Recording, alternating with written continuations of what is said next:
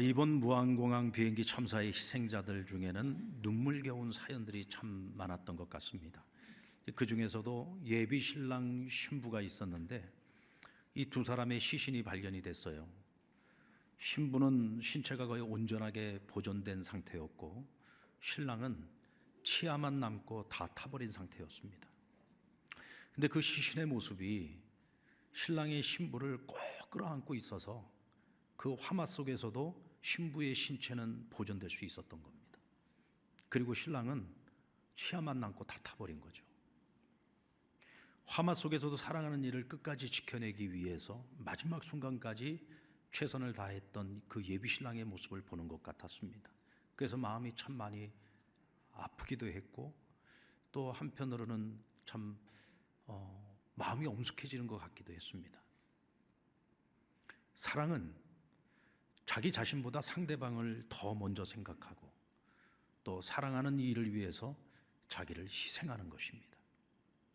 영화나 동화 속에서는 이런 사랑의 기적이 만들어지기도 해요. 또 때로는 우리 현실 속에서도 그런 기적이 일어나기도 합니다. 그런데 때로는 이 현실에서의 사랑은 그리 녹록하지 않고 때로는 무기력하기도 하고 또 행복을 가져오기보다 우리에게 불행과 고통을 가져오는 경우도 많이 있습니다. 그럼에도 불구하고 사랑은 숭고한 것입니다. 아름다운 것입니다. 그리고 사랑은 우리를 강하게 만듭니다. 2011년 3월 11일에 일본 미야기현에 거대한 쓰나미가 덮쳤습니다. 당시 은행 직원이었던 유코라고 하는 여인은 자신의 남편에게 마지막 문자를 남겼는데 여기 쓰나미가 엄청나요. 집에 가고 싶어요 여보. 이게 마지막 문자였습니다. 그 아내의 문자를 받아들고 남편은 달려갔지만 그곳에는 아내의 흔적조차 찾을 수가 없었습니다. 3년 동안 아내의 시신이라도 찾고 싶어서 지역 해상보안청의 도움을 받아서 수색활동을 펼쳤지만 끝내 아내의 시신 흔적조차 찾을 수가 없었습니다. 결국 그는 직접 바다에 들어가기로 했습니다. 그래서 그때부터 잠수부 자격증을 따기 위해서 1년 동안 힘든 공부를 했고 또 열심히 훈련을 해서 마침내 자격증을 취득하게 됩니다. 그리고 환갑을 앞두고 있는 나이에도 그는 아내의 시신만이라도 찾아서 집으로 데려오겠다는 신념 하나로 오늘도 바닷속으로 뛰어들어 자맥질을 한다고 합니다. 이미 3년이 지났습니다. 어떻게 어디에서 그 아내의 시신을 찾을 수 있겠습니까? 어떻게 보면 굉장히 무의미한 일처럼 보이지만 그러나 그 남편은 어떻게 해서라도 그렇게 해서라도 살아갈 이유를 찾고자 했던 거죠. 여러분, 이것이 사랑의 힘입니다. 사랑은 그것이 무의미한 것처럼 보일지라도 우리를 살아가게 하는 힘이 되고 능력이 되고 소망이 되는 겁니다. 성경은 하나님을 사랑이라고 우리에게 소개하고 있습니다. 그리고 하나님의 사랑 역시도 아름다운 로맨스가 아닙니다. 철저하게 자신의 고통을 참아내고 인내하면서 자신의 모든 것을 다 쏟아부어 우리에게 내어주신 사랑, 이것이 바로 하나님의 사랑입니다. 우리 9절 말씀을 같이 한번 읽어볼까요? 9절 말씀 시작. 하나님의 사랑이 우리에게 이렇게 나타난 바 되었으니 하나님이 자기의 독생자를 세상에 보내심은 그로 말미암아 우리를 살리려 하심이라. 우리를 향한 하나님의 사랑은 우리를 살리기 위해 자신의 모든 것을 다 내어주시고 모든 것을 쏟아부어 주신 사랑이었습니다. 독생자이신 예수 그리스도를 대속제물, 화목제물로 삼아서 우리의 모든 죄에서 우리를 구원해 주셨습니다. 그러나 여러분, 모든 사람들이 믿음으로 구원에 이른 것은 아닙니다. 하나님께서는 자신의 독생자를 희생하면서까지 우리에게 구원의 길을 열어주셨는데 믿기만 하면 구원을 얻을 수 있는데 오늘날의 수많은 사람들, 이 세상에 너무나 많은 사람들이 이 하나님의 사랑으로 열려진 이 구원의 길을 믿지 않습니다. 하나님의 사랑을 받아들이지 않습니다. 인정하지 않습니다. 그래서 여전히 구원받지 못하고 세상에서 방황하는 것이죠. 그러나 여러분, 그런 세상을 향한 하나님의 마음, 하나님의 사랑은 아직도 현재 진행형입니다.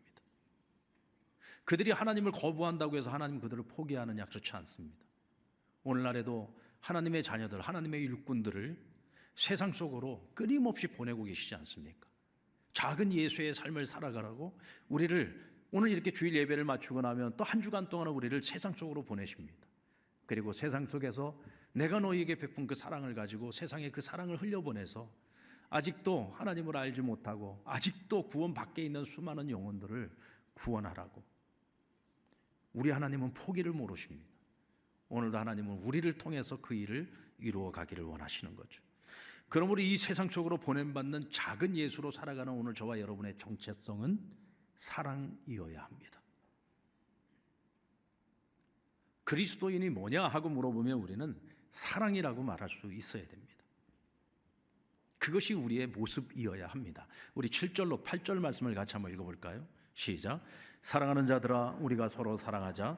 사랑은 하나님께 속한 것이니 사랑하는 자마다 하나님으로부터 나서 하나님을 알고 사랑하지 아니하는 자는 하나님을 알지 못하나니 이는 하나님은 사랑이심이라. 아멘. 오늘 우리는, 저와 여러분은 하나님의 사랑을 모를 수가 없어요. 왜냐하면 그 사랑을 알기 때문에 죄사함 받은 거예요. 그 사랑을 알기 때문에 믿음으로 구원을 얻은 겁니다. 아멘. 근데 만약에 우리가 하나님의 사랑을 모른다 하면 우리는 하나님 자녀가 아닌 겁니다. 이 하나님의 사랑을 알고 살아가는 사람들은 하나님의 사랑에 빚진 자로 살아가죠. 이 빚진 자의 심정이 있습니다. 찬송가 305장 말씀 찬송을 보면 그 크신 하나님의 사랑이라는 제목의 노래인데요, 그 찬양의 가사 가운데 하늘을 두루마리 삼고 바다를 먹물 삼아도 그 크신 하나님의 사랑 다 기록할 수 없다고 했습니다. 맞습니다, 여러분. 우리는 하나님의 그 사랑을 헤아릴 수가 없습니다. 우리의 어떤 인간적인 사랑을 가지고서 하나님의 사랑은요, 설명할 길이 없어요. 우리가 안다고 말하지만 어떻게 그 하나님의 사랑 우리가 다 알 수 있겠습니까? 그래서 우리가 입은 그 하나님의 사랑, 그 빚에 대해서 우리는 영원히 갚을 수가 없습니다. 우리가 무슨 수로 그 사랑을 다 갚을 수가 있겠습니까? 그것은 하나님도 알고 계시고 우리도 알고 있습니다. 그래서 하나님이 우리에게 한 가지 길을 열어주셨어요. 그 길이 뭐냐? 하나님을 사랑하는 그 길이 뭐냐? 서로 사랑을 하는 것입니다. 너희가 서로 사랑함으로써 하나님 사랑하는 것을 한 걸음 한 걸음 실천해 나가라는 것이죠. 1만 달란트 탕감받은 종이 자신에게 100데나리온 빚진 자신의 동료를 용서하지 않았고 빨리 빚을 갚지 않는다고 감옥에 가두었습니다.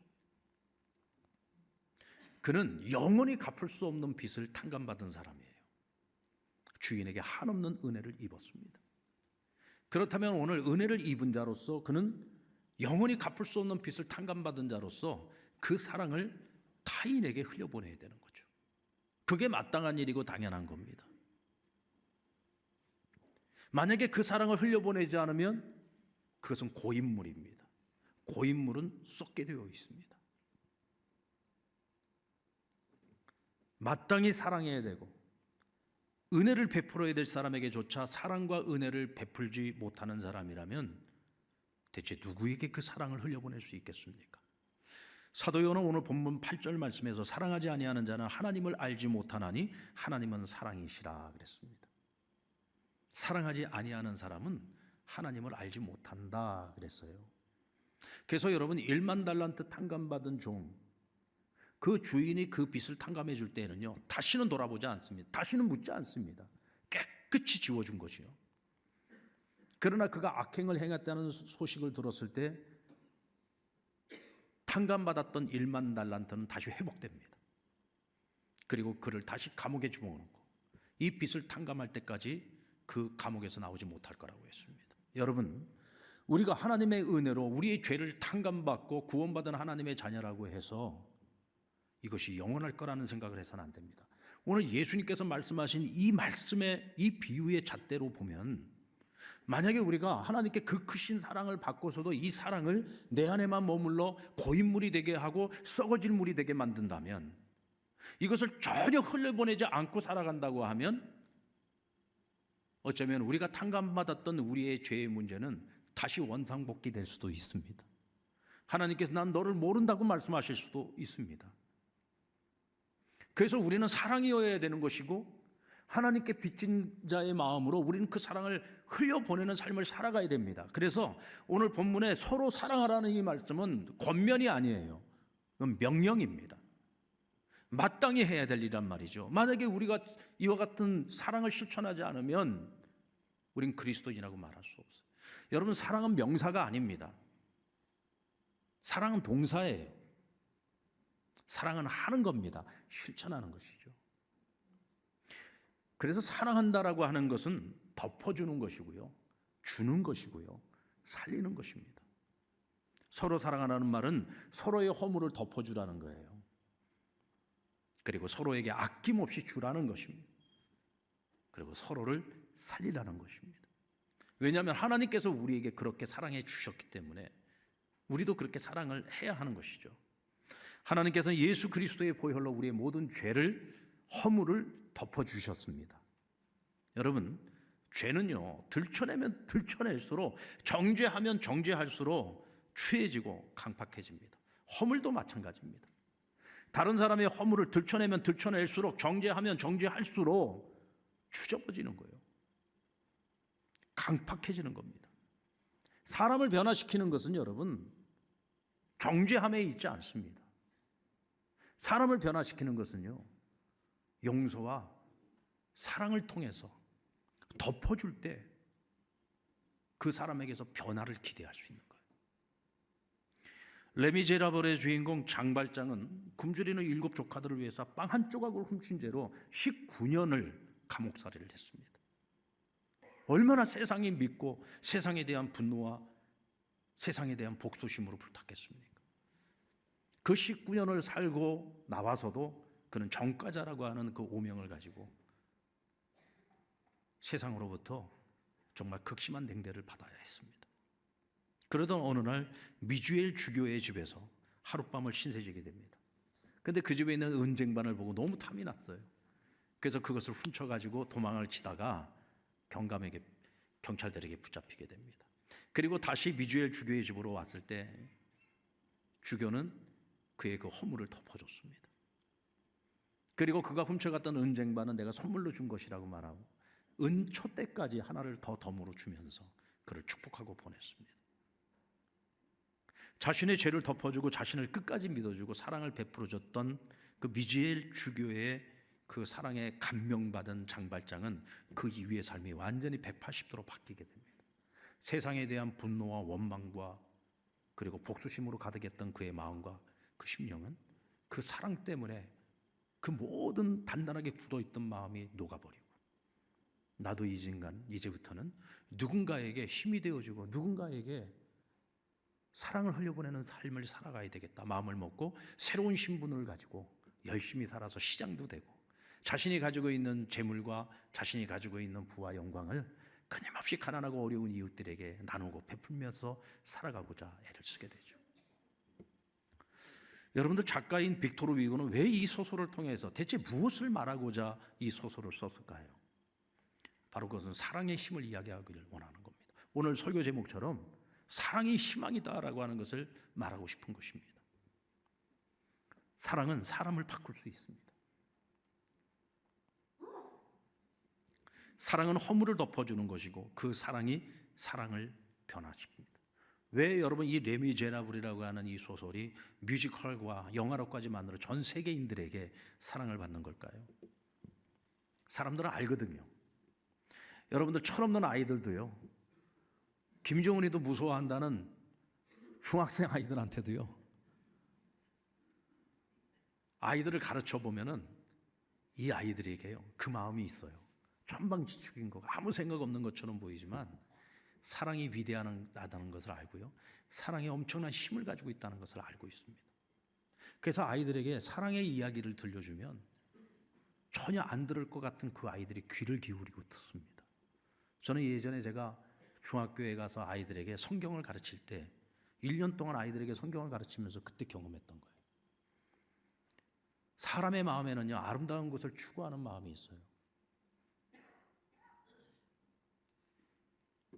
오늘날 우리 사회에 가장 큰 문제가 있다면 용서와 사랑보다는 정죄와 심판만 가득하다는 거죠. 그러나 여러분, 정죄와 심판을 가지고는 사람도 변하지 않고 세상도 변하지 않습니다. 그러나 용서와 사랑은 사람에게 감동을 주고 그 감동이 사람을 변화시킵니다. 다윗은 압살롬의 쿠데타로 예루살렘을 도망쳐 나올 때 시므이라는 사람이 쫓아오면서 다윗을 저주했습니다. 다윗을 비난했습니다. 이 비난과 저주를 들으면서도 다윗은 그를 용서했어요. 그리고는 쿠데타가 실패로 끝나고 난 후에 다시 예루살렘으로 돌아올 때 제일 먼저 나와서 마중 나온 사람이 누군지 아십니까? 바로 이 시므이라는 사람입니다. 이중적인 모습을 보여주고 있잖아요. 저주할 때는 언제고 또 가장 먼저 나와서 환영을 합니다. 왜요? 살기 위해서. 다윗의 측근들은 저놈을 당장에 쳐 죽여야지 된다고 얘기합니다. 이때 다윗이 이렇게 얘기하죠. 1년에 일어난 이 모든 일들은 결국은 다 나의 허물 때문이었다. 그리고 내가 오늘 돌아오고 나라가 다시 회복되는 이 좋은 날에 또다시 피를 흘려서 새로운 불씨를 만들 필요가 무엇이 있겠느냐. 그리고는 시므이의 그 모든 죄를 용서해 줍니다. 사랑하는 여러분, 이와 같은 용서와 포용의 리더십이 다윗 왕국을 더욱 견고하게 세워나갔던 것입니다. 사람은 비판하고 정죄해서 변하지 않습니다. 달라지지 않습니다. 허물을 덮어주고 용서와 자비를 베풀 때 그 사랑의 감동이 사람을 변화시킵니다.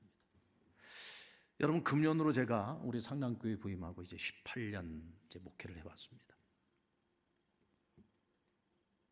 처음 우리 상남교회 부임을 하고 처음 초기 제 목회, 이 초기가 힘들었을까요? 아니면 이제 18년째 목회를 하고 있는 지금이 더 힘이 들까요? 아마도 여러분들 생각할 때 이제 18년 정도 여기서 우리 상남교회에서 같이 목회를 했으니까 서로 알 거 다 알고 이제 좀 훨씬 더 목회하기가 편하지 않을까?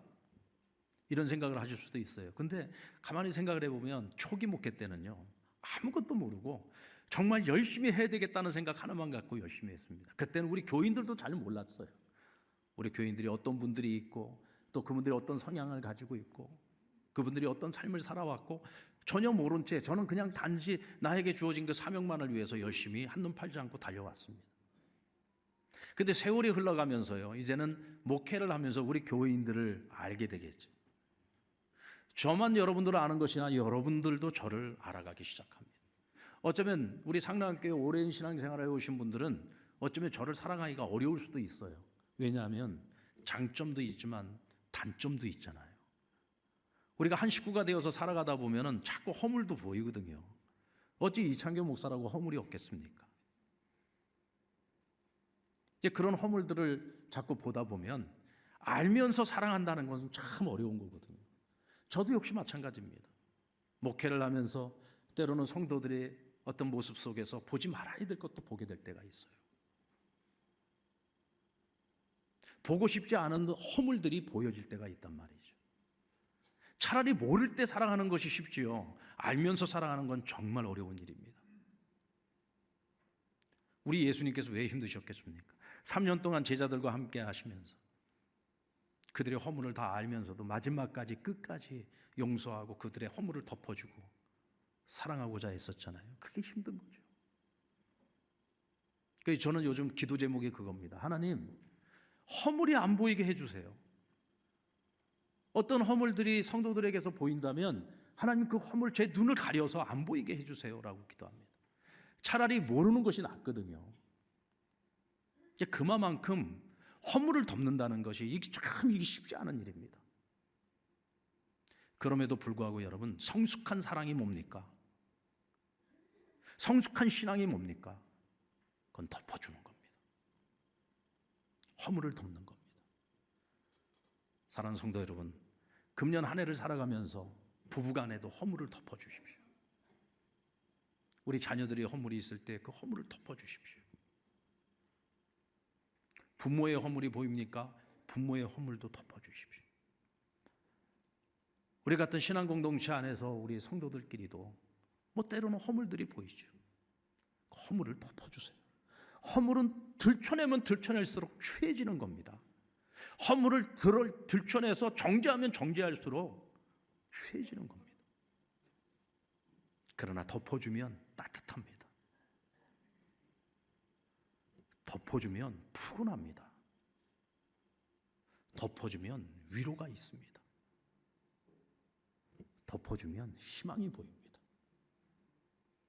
금년 한 해 여러분 덮어주는 사랑으로 우리 상남 공동체가 더 따뜻해지고 여러분들의 가정이 더 따뜻해지고 여러분들의 직장과 일터와 여러분이 살아가는 모든 삶의 환경 속에 여러분들 때문에 그 덮어주는 사랑 때문에 사람들이 더 따뜻해지고 사람들에게 더 희망이 보이는 그런 한 해가 되기를 주의 이름으로 축원합니다. 그리고 사랑은 주는 겁니다. 아낌없이 주는 거죠. 여러분 룻기서의 주인공 룻이 시어머니 나오미를 따라서 베들레헴으로 왔습니다. 그때가 마침 추수 때였습니다. 룻은 그 늙은 시어머니를 공양하기 위해서 타작마당에 아침 일찍부터 가서 저녁 늦은 시간까지 이삭 죽기를 합니다. 그런 룻을 보아스가 자신의 타작마당에서 주목하게 됩니다. 그리고 일꾼들을 지켜서 그에게 은혜를 베풀게 되죠. 그리고 룻을 불러서 말합니다. 이삭을 주고 다른 밭으로 가지 마라. 왜 그렇게 했을까요? 이방 여인인데 과부인데 그것도 이삭을 줍는다는 것은 결국 구걸하는 거나 마찬가지잖아요. 얼마나 가서 천대를 받겠습니까? 그래서 보아스는 다른 밭으로 가지 말고 내 밭에 있으면서 내가 너에게 베푸는 은혜를 입으라는 거였죠. 참 너무나 귀한 마음 아닙니까? 그러면서 자신의 일꾼들에게 롯을 건드리지 못하게 했습니다. 목이 마르거든 물을 마시우게 했고 일부러 이삭을 더 많이 떨어뜨려서 더 많이 주워가도록 했습니다. 이것은 여러분 늙은 보아스가 젊은 룻에게 무슨 흑심이 있었기 때문이 아닙니다. 우리 룻기서 2장 11절로 12절 말씀 우리 같이 한번 읽어보겠습니다. 시작.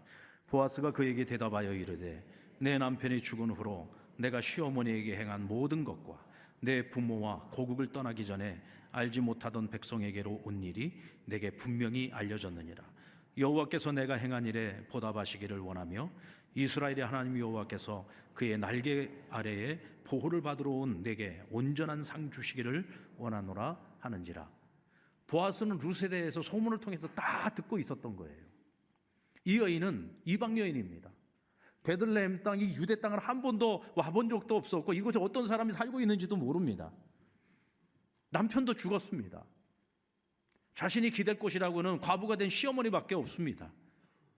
그러나 이제는 네 살 길 찾아 내 고국으로 돌아가라고 하는 그 어머니의 그 청을 거절하고 그 늙은 시어머니를 봉양하기 위해서 함께 베들레헴에 온 겁니다.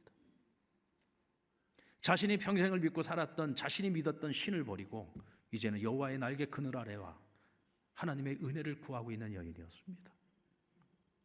그런 그 아름다운 여인의 이야기를 듣고 보아스의 마음에는 이 여인에게 은혜를 베풀어야 되겠다는 생각이 있었고 하나님께서 이 여인에게 상 주시기를 원하는 마음이 있었습니다. 그런데 룻이 그 보아스의 말을 듣고 고마움을 이렇게 표시합니다. 우리 13절 말씀 같이 읽겠습니다. 시작. 룻이 이르되 내 주여 내가 당신께 은혜 있기를 원하나이다. 나는 당신의 하녀 중에 하나와도 같이 못하오나 당신이 하녀를 위로하고 마음을 기쁘게 하는 말씀을 하셨나이다 하니라. 아멘. 너무 고맙죠. 나는 당신의 집에 하녀들 중에 하나만도 못한 여인입니다. 그런데 나에게 이런 은혜를 베푸시다니요. 너무 감사합니다. 이스라엘의 하나님이 저에게 그 날개 아래 은혜를 구하는 나에게 상 주시기를 원한다니요. 너무 감사합니다. 그러면서 뭐라고 표현했습니까? 당신이 하녀를 위로하셨고 그 마음을 기쁘게 하는 말을 하였다라고 말해요. 우리 한번 따라 볼까요? 마음을 기쁘게 하는 말. 마음을 기쁘게 하는 말. 여러분, 금년 한 해 동안 오늘 저와 여러분의 입술에 다른 사람의 마음을 기쁘게 하는 말들이 풍성하기를 주의 이름으로 축원합니다. 위로하는 말, 다른 사람의 마음을 따뜻하게 해주는 말, 격려해 주는 말, 희망을 갖게 해주는 말. 여러분 그런 말들이 많기를 원합니다. 저는 지금까지 목회를 해오면서요 단 한 번도 제가 목사로 부름을 받아서 목회한 곳에 대해서 한 번도 원망해 보거나 후회해 본 적이 없어요. 근데 대부분 목사님들, 정말 작고 어려운 교회에서 목회를 하고 있는 목사님들한테도 한번 가서 물어보십시오. 목사님, 목회가 이렇게 힘들고 어려운데 목사가 된 거 후회 안 하십니까? 하고 한번 물어보세요. 제가 생각하고 제가 알고 있기로는 그 어떤 목사님들도 내가 이 목회자의 길을 걸은 거에 대해서 후회하시는 분은 나는 없다고 생각합니다. 왜냐하면 목회를 하면서 정말 하나님의 말씀이 사람을 살리는 걸 너무 많이 경험해요. 죽으려고 했던 사람이 말씀을 듣고 사는 역사가 일어나고요. 삶을 포기하려고 했던 사람이 말씀을 듣고 힘을 얻어서 다시 한번 일어나 보고자 하는 희망을 갖고 새 출발하는 경우도 많이 보았습니다. 하나님의 일을 한다는 게 이렇게 보람 있는 일이란 말이죠. 하나님의 말씀을 전한다는 건 이렇게 보람 있는 일입니다. 왜요? 하나님의 말씀은 사람을 기쁘게 하는 말이고 희망을 주는 말이고 살리는 말이기 때문에 그래요. 오늘 우리는 그리스도인이잖아요. 목회자뿐만이 아니라 하나님의 자녀로 살아가는 오늘 우리가 우리 입술의 언어로 말미암아 누군가에게 상처를 주고 아픔을 주고 삶을 포기하고 싶도록 만들면 되겠습니까? 우리는 위로의 사람이 되어야 되고 그 마음에 기쁨을 주는 말을 할 수 있는 사람이 되어야 됩니다. 여러분, 이거는 돈 드는 거 아니잖아요. 우리가 돈 드는 거 별로 안 좋아하죠. 근데 우리가 이런 좋은 말로, 위로하는 말로 마음을 기쁘게 하는 말들은 돈 드는 거 아니에요. 우리의 마음속에 그런 따뜻한 마음만 있으면 얼마든지 해줄 수 있는 것이잖아요. 근데 우리의 마음이 따뜻한 마음이 아니고 정죄와 심판의 마음들을 가지고 살아갈 때 오늘 우리의 말에는 마음을 기쁘게 해주는 말이 아니라 마음을 슬프게 하고 마음을 힘들게 하고 마음을 고통받게 하는 말들이 나온단 말이죠. 금년 한 해 여러분들 가정 안에서나 교회에서나 직장과 일터 여러분들이 살아가는 모든 삶의 자리에서 사람들을 위로해 주는 말, 사람들을 기쁘게 해주는 말들을 더 많이 하면서 살아가기를 바랍니다. 그래야 여러분 나도 행복하고 그들도 행복하고 다 같이 행복해지는 거예요.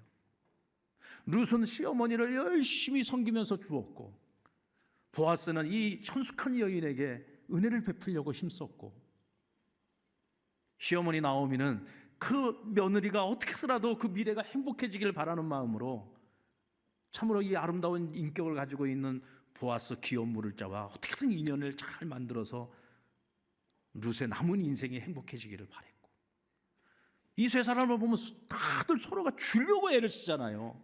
하나라도 더 못 줘서 애를 쓰잖아요.